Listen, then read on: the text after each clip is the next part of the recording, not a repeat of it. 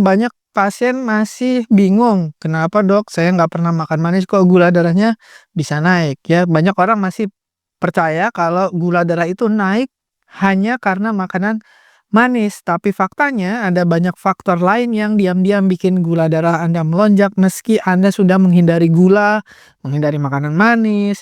Nah, Assalamualaikum warahmatullahi wabarakatuh. Saya Dokter Will. Di video ini kita akan belajar rahasia yang jarang dibicarakan dokter. Jadi kalau Anda menderita diabetes tipe 2 atau gula darahnya naik padahal nggak pernah makan manis, atau Anda ingin mencegah resistensi insulin, atau Anda punya keluarga yang mengalami diabetes, simak sampai tuntas. Jangan biarkan mitos menyesatkan Anda.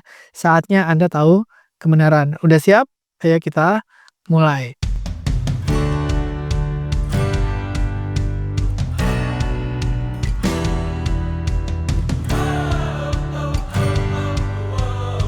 Nah, banyak dokter yang tidak menjelaskan dengan baik ya. Jadi seolah-olah dokter nggak mau tahu, pasien dan supaya pasien nggak tahu rahasianya, ya. Jadi banyak pasien tuh nanya gini, "Dok, saya nggak makan manis, kok gula darah saya tetap tinggi? Atau tadinya nggak tinggi, sekarang kok jadi tinggi?" Ya padahal nggak makan manis nih, nggak pernah makan kue-kue apa segala macam, nggak pernah minum teh manis, kopi, nggak pakai gula segala macam. Nah, tapi sebenarnya gula darah tetap bisa naik meski Anda tidak pernah menyentuh gula pasir. Nah, kalau bukan dari gula, pertanyaannya dari mana gitu, kok bisa naik? Nah, banyak orang nggak tahu makanan yang bisa meningkatkan gula darah itu tidak hanya gula atau yang manis-manis gitu ya. Ada lainnya yang bisa meningkatkan gula darah. Kenapa? Ya karena memang sifatnya begitu ya. Contoh misalnya karbohidrat. Terutama yang karbohidrat putih, misalkan nasi putih, kemudian roti putih, ya, eee, me semua yang, karbohidrat itu semua bisa meningkatkan tepung-tepungan gitu ya, meningkatin gula darah. Karena yang kita makan diubah menjadi glukosa di darah. Nah, itu mungkin banyak orang udah tahu nih, "Dok, saya udah nggak makan karbo juga, ya, udah nggak makan kentang, nggak makan nasi, nggak makan segala macam, tapi kok tetap naik." Nah, biasanya orang kompensasi nih, "Oh, saya kalau nggak makan karbo berarti yang diperbanyak apa? Protein." Nah, banyak orang nggak tahu nih, apalagi misalkan, makan protein banyak gitu karena Anda misalkan lagi nge-gym atau Anda lagi diet keto misalkan ya, jadi hanya makan protein aja. Nah, ternyata protein yang berlebih itu juga bisa meningkatkan gula darah. Ya, gimana kok bisa? Ya karena kita punya liver. Liver itu salah satu fungsinya adalah mengubah protein menjadi gula ketika gula di darah kita kurang. Nah, namanya prosesnya gluconeogenesis gitu. Nah, ini sering sekali terjadi pada pasien yang biasa makan atau minum suplemen protein yang bubuk ya, jadi yang diminum gitu ya. Jadi mengandung protein tinggi dan diminumnya itu banyak gitu ya. Nah itu yang sering, bingung gitu, "Dok, saya nggak pernah makan nasi, saya diet yang ketat, saya pakai suplemen protein, saya nge-gym dan seterusnya, tapi kok jadi diabetes tipe 2?" Nah, banyak itu yang terjadi karena suplemennya, yaitu proteinnya itu. Ya jadi udah makan protein banyak ya, banyak makan telur, ayam, segala macam, terus ditambah lagi dengan suplemen protein yang bubuk. Nah itu dia makin tinggi lagi dan ternyata meningkatkan gula darah, banyak yang nggak tahu gitu. Nah, dan selain itu juga liver itu bisa memproduksi gula sendiri ketika dibutuhkan atau ketika berlebih. Jadi kalau, wah ada suplai berlebih nih, gulanya disimpan jadi trigliserid sama liver ya. Tapi kalau kekurangan, tubuhnya kurang gula, nah dibalik ya, jadi yang tadi dari trigliserid, kemudian dari protein, itu banyak yang diubah menjadi glukosa. Supaya apa? Supaya naik. Nah, banyak orang bingung nih, "Dok, saya udah puasa, udah segala macam, kok gula darah puasanya bukannya turun, malah naik?" Salah satunya adalah karena deposit di livernya banyak gitu, atau deposit lemaknya banyak. Jadi deposit lemak itu diubah menjadi gula. Kapan dikeluarinnya? Ketika kita puasa gitu, ketika puasa gula darah puasanya naik, karena tadi ada perubahan lemak menjadi gula oleh liver. Nah, banyak juga yang bingung nih, apa, nggak makan manis. Sebenarnya bukan hanya makan manis gitu, jadi karena udah ada resistensi insulin sebelumnya. Jadi Anda makan yang tidak manis pun sebenarnya itu meningkatkan, insulin dan, ujungnya kalau insulinnya itu resisten, akhirnya gula darahnya juga nggak bisa turun. Jadi mau makan banyak, mau makan sedikit karbonnya kok tetap gula darahnya tinggi, berarti udah ada resistensi insulin. Jadi kalau insulin itu fungsinya memasukkan gula ke dalam sel. Jadi ada kita makan nih, makan, terus diubah menjadi gula di darah, namanya gula darah. Gula darah itu harusnya masuk ke dalam sel lewat pintu. Nah, kunci pintunya itu adalah insulin. Nah, insulin membuka pintu jadi gulanya bisa masuk. Ketika insulin kuncinya tadi tidak lagi diterima oleh pintu, misalkan terlalu sering dibuka, terlalu sering dipakai, lama-lama resisten. Insulinnya kuncinya banyak, ya, tapi nggak bisa buat buka pintu. Akhirnya gulanya nggak bisa masuk ke dalam sel, gula darahnya tetap tinggi. Jadi makan sedikit aja, apapun itu, ya, selama kuncinya nggak muat atau kuncinya nggak diterima sama pintunya, gulanya nggak bisa masuk. Makan sedikit, gula darah naik, makan sedikit, gula darah naik. Jadi bukan masalah apa yang dimakan, tapi ini udah masalahnya resistensi insulin. Nah, kadang-kadang waktu masih awal-awal gula darah belum naik, mungkin yang naik trigliserid, yang naik LDL-nya, yang naik tekanan darahnya, asam uratnya dan seterusnya. Nah, kadang-kadang diabetesnya atau gula darahnya belakangan.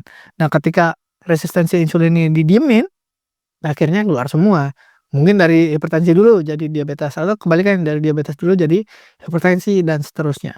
Nah, tapi akar masalahnya adalah resistensi insulin, gitu.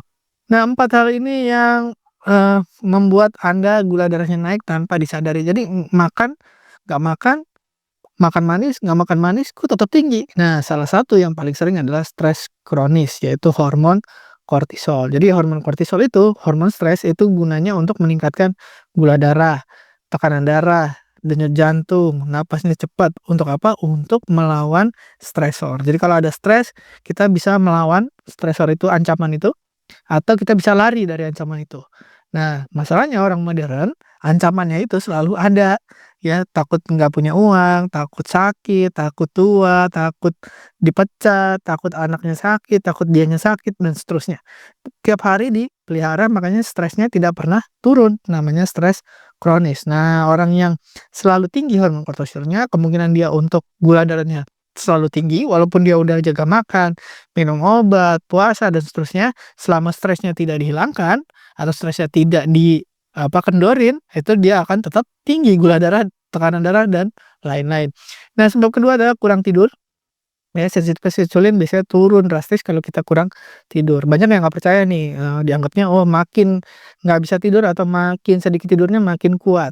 Ya, ternyata enggak ya, semakin sedikit tidur Anda, makin suka begadang, makin tidurnya jarang-jarang, nah itu ternyata sensitivitas insulin makin turun. Makanya mungkin di usia muda begadang sering, di usia tua, umur 50, 60 itu baru kelihatan tuh, ya 40 biasanya sekarang udah mulai banyak nih, tensinya naik, mungkin mulai serangan jantung, mulai diabetes, mulai asam urat naik, dan seterusnya. Bukan karena usia, tapi karena memang ya stres kronis, kurang tidur, dan gaya hidup yang kurang bagus. Nah, ada juga beberapa pasien itu punya obat lain selain obat diabetes, misalkan pakai steroid atau pakai statin. Nah, ternyata ada beberapa obat tertentu yang bisa membuat gula darah kita naik. Misalkan, vitamin juga ada beberapa, misalkan niacin, ya itu bisa bikin gula darah tidak terkendali dengan baik. Steroid misalkan Anda kondisi autoimun atau alergi dan seterusnya. Kemudian statin misalkan Anda ada masalah di kolesterol, beberapa jenis statin atau beberapa orang tertentu itu sensitif terhadap statin. Jadi dampaknya gula darahnya nggak bisa stabil. Atau yang paling jarang sebenarnya adalah penyakit organ. Ya, jadi misalkan ada gangguan liver, misalkan hepatitis atau apa gitu ya, dan gangguan pankreas, misalkan ada kanker dan seterusnya. Nah, tapi ini jarang. Yang lebih sering, yang paling sering itu justru malah stres kronis dan kurang tidur. Jadi kalau misalkan Anda udah jaga makan, nggak makan manis, pakai obat segala macam, tapi gula darahnya masih tinggi terus gitu ya, nggak pernah bisa turun, kemungkinan paling sering adalah stres kronis dan kurang tidur. "Dok, saya udah puasa, kok gula darah malah tinggi?" Tadi stres kronisnya masih ada, kurang tidurnya juga masih banyak. Dan banyak orang berusaha untuk makan sehat, misalkan, "Dok, saya udah makan sehat nih, makannya roti gandum, terus pakai jusnya jus buah," gitu. Nah, kira-kira gimana? Nah, ini biasanya gula darah malah naik, karena jus buah sama buah lebih bagus yang buah utuh. Ketika di jus, seratnya hilang, gula darahnya pasti naik. Roti gandum, walaupun disebutnya roti gandum, kebanyakan yang dijual di Indonesia itu kandungan gandumnya atau kandungan seratnya itu sangat sedikit.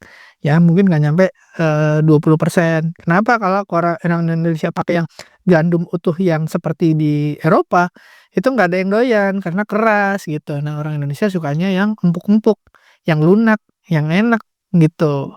Ketika roti gandum itu gandumnya hanya sedikit sekali, jadi gula darah tetap tinggi. "Dok, saya pakai biskuit." Biskuit yang nggak ada gulanya. Nah, sebenarnya bukan gulanya yang bikin naik gula darahnya, tapi tepung yang ada di biskuitnya. Kan biskuit dibikinnya dari tepung atau biskuit rice cracker, Dok, ya. Tetap aja rice cracker itu dibuat dari nasi dan itu nasi itu karbo juga, gitu. "Dok, saya minum zero sugar." Misalkan yang itulah soda zero sugar, jus buah zero sugar. Nah, biasanya kalau zero sugar pakai apa supaya manis? Pemanis buatan. Nah, pemanis buatan walaupun gula darah tidak naik, tapi seringkali menimbulkan lonjakan insulin. Jadi resistensi insulinnya malah makin berat. Atau kalau dia tidak menimbulkan, lonjakan insulin, kebanyakan pemanis buatan itu di metabolismenya di liver. Jadi Anda misalkan tadinya diabetes, sekarang jadi perlembagan hati, atau udah ada perlembagan hati, jadi makin berat perlembagan hatinya. Nah, ini bahayanya ya, mindset itu bisa bikin Anda diabetes, atau kalau ada udah diabetes dengan mindset yang salah, itu bisa jadi komplikasi yang makin berat. Misalkan nih, kalau nggak makan manis berarti aman. Nah, itu salah. Masih banyak nih pasien, diabetes atau yang prediabetes, atau yang tadinya nggak diabetes jadi diabetes. Karena apa? Karena merasa diabetes itu hanya karena makan manis. Padahal banyak tadi kan kita udah bahas, ada stres, kurang tidur, ya, terlalu banyak duduk, kurang gerak, itu juga bisa, ya. Terus makan makanan yang, kurang sehat, itu juga sama gaya hidup, ya. Nah, itu juga mempengaruhi resistensi insulin. Kalau resistensi insulin terjadi, bisa jadi hipertensi, diabetes, dan seterusnya. Kadang hipertensinya duluan, baru diabetes, kadang diabetes dulu, baru hipertensi, dan seterusnya. Nah, jadi diabetes bukan masalah gula saja, tapi soal metabolisme yang terganggu. Kelihatannya di cara mendeteksinya ada metabolisme terganggu adalah dengan gula darahnya naik di atas rata-rata. Jadi bukan gula darah masalahnya adalah metabolismenya yang jelek. Nah, banyak dokter yang tidak punya waktu untuk menjelaskan dengan tuntas supaya Anda sebenarnya punya peluang untuk bisa sembuh atau remisi dari diabetes. Misalnya Anda diabetes, gula darahnya bisa normal lagi, tanpa obat, tanpa insulin, cukup dengan mengubah gaya hidup, mengubah mindset, dan mengurangi stres gitu ya. Jadi yang perlu diperangi bukan hanya gula, tapi resistensi insulin. Jadi kalau resistensi insulinnya bagus, ya, itu insya Allah semua yang tadi penyakit yang disebutkan, diabetes, kolesterol, hipertensi, dan lain-lain itu bisa perbaikan. Dan tanpa perlu minum obat lagi. Jadi kalau Anda cuma menghindari manis doang, tapi tidak memperbaiki metabolismenya, gula darahnya akan tetap naik, tetap tinggi. Nah, terima kasih sudah menyimak, semoga bermanfaat. Bagikan ini kepada kira-kira yang membutuhkan, ya. Sampai jumpa, saya Dr. Ruli. Assalamualaikum warahmatullahi wabarakatuh. Terima kasih telah menonton hingga selesai. Jangan lupa tulis pendapat Anda di kolom komentar. Saya Dr. Ruli dan saya sangat senang bisa belajar dan berbagi dengan Anda. Salam hidup sehat dan mulia. Jangan lupa tekan tombol like, subscribe, lonceng notifikasi, dan ikuti media sosial kami sehingga Anda tidak akan melewatkan ilmu berguna lainnya dari kami. Sampai jumpa di video berikutnya.